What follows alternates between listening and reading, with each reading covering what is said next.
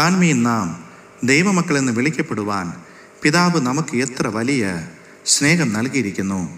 അങ്ങനെ തന്നെ നാമും ആകുന്നു. ലോകം അവനെ അറിഞ്ഞിട്ടില്ലായ്ക കൊണ്ട് നമ്മയും അറിയുന്നില്ല. പ്രിയമുള്ളവരെ, നാം ഇപ്പോൾ ദൈവമക്കളാകുന്നു. നാം ഇന്നത് ആകുമെന്ന് ഇതുവരെ പ്രത്യക്ഷമായില്ല.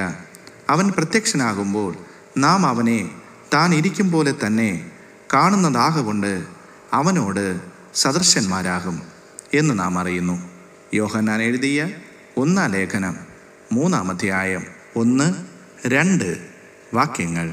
மலை போல துன்பம் என்னை சூடும் போது அதை பனி போல உருகிட செய்பவரே, கண்மணி போல் என்னை காப்பவரே,